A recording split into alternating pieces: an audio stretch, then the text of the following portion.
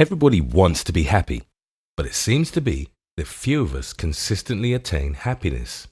Why is it that something so universal and so basic as happiness can be so fleeting? How is happiness achieved? And, once captured, how can it be sustained? Where does happiness come from? And is it possible to really understand its nature and purpose? These are just a few of the questions we will consider. But first, let us begin with a question that is a little more fundamental. What is happiness? It might seem a silly question. Of course you know what happiness is. Doesn't everyone? It's the warm, blissful feeling that you get sometimes when what happens exactly? When you've eaten a great meal? Is satisfaction happiness? Or is it something a little more like love? Psychologists may say that it's the emotional state induced by the release of dopamine in our brains.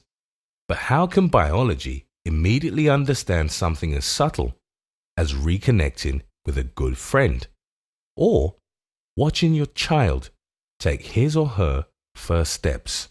So we ask again, what is happiness? What one person calls happiness is not necessarily what another thinks it is. The one thing everyone can agree on, however, is that there is no singular formula or recipe for happiness. Our search for the true nature of happiness seems like it's a daunting one. Since there isn't a really universal recipe for what makes us happy, it's difficult to quantify such a subjective thing. It's a feeling, or an emotional response, or a physical reaction, or just a general experience. Let's not get bogged down in the semantics. Instead, let us take a look at the actual word. The earliest recorded uses of the word happy come from the 14th century in reference to good fortune.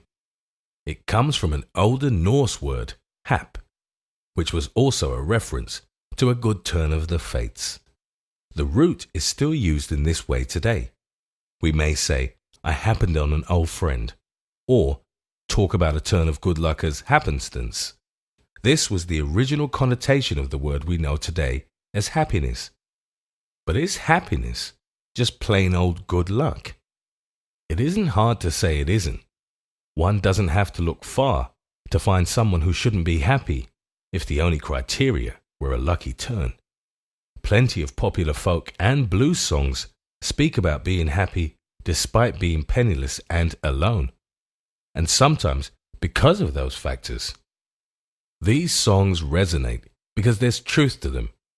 Happiness isn't exclusively tied to good fortune. It may relate to it, but as humans, all of our experiences are unique. It is these experiences, together with our own senses, memories, and other biological factors, that determine our personal experience of happiness.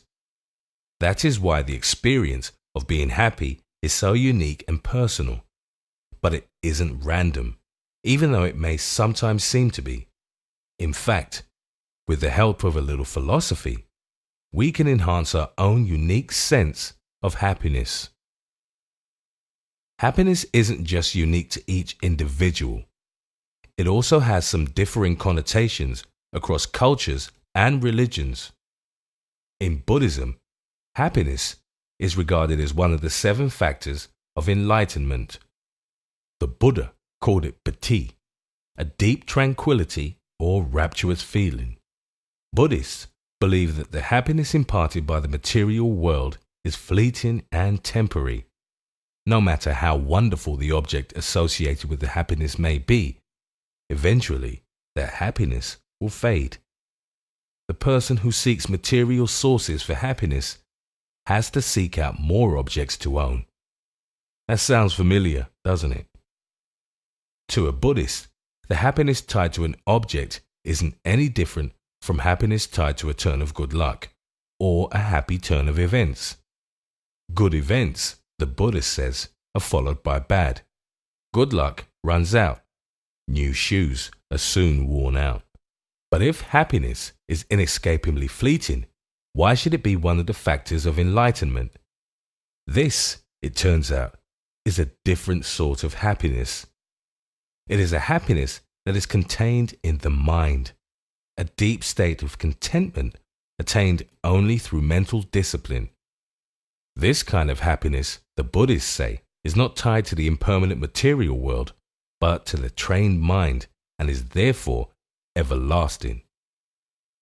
In Hinduism, happiness in one's life arises from one's karma, among other factors. The Vedas, the Hindu sacred texts, refer to three kinds of happiness: physical, mental, and spiritual. The purpose of life, according to Hinduism, is to attain the ultimate state of happiness across all three of these. But they are quick to warn about happiness for the sake of happiness. Selfish pursuits may make one happy in the short term, but they burn up precious good karma and our future happiness with it. The Abrahamic religions lack this concept of karma and focused instead on living a sin-free life here on earth in exchange for the promise of a happy afterlife. Their teachings contain many meditations on finding a spiritual happiness while avoiding the kind of temptations that would offer more immediate satisfaction.